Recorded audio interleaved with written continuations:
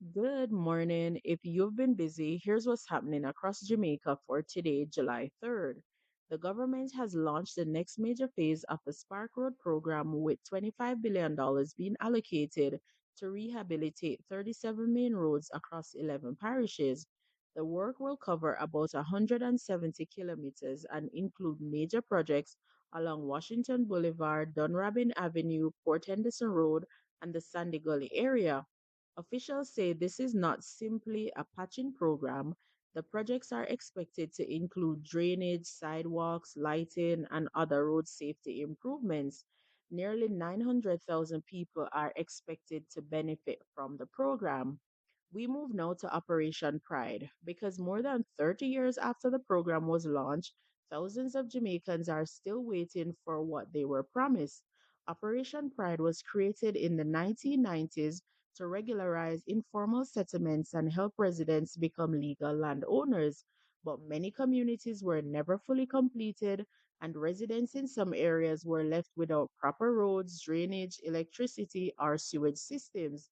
The housing agency says thousands of titles have been transferred, with thousands more still being held while residents complete payments or other requirements. But the agency has also acknowledged the enormous challenge of providing infrastructure and regularizing these communities. Staying with housing, the government has handed over 14 new studio apartments at the NHT's Vineyard Town housing development in Kingston. The units were delivered across two sites in the community with supporting infrastructure, including water, electricity, drainage, parking, and sewage systems. At the handover, Prime Minister Andrew Holness said Jamaica's biggest housing challenge is supply.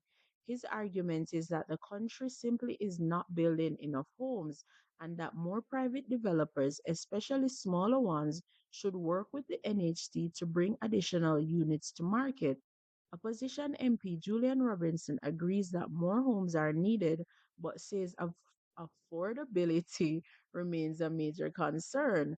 Moving over now to Parliament, the PNP yesterday issued a press release raising concerns about how Tuesday's sitting of Parliament was handled.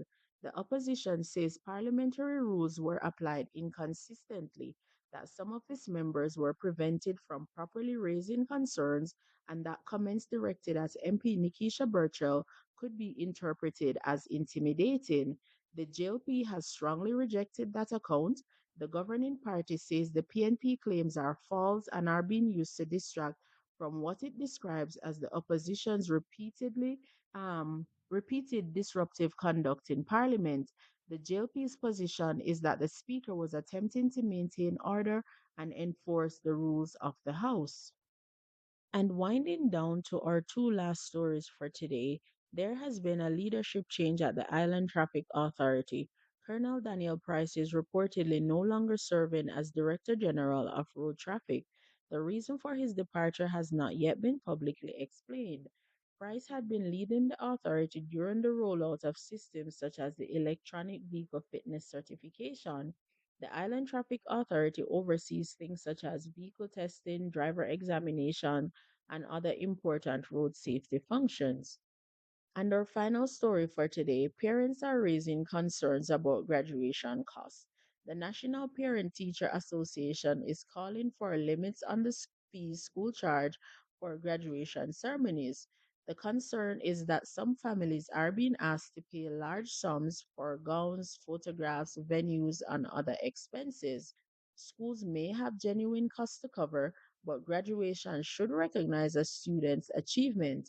It should not become a financial barrier that excludes children whose parents cannot afford an elaborate ceremony. Those are some of the stories generating discussion across Jamaica today.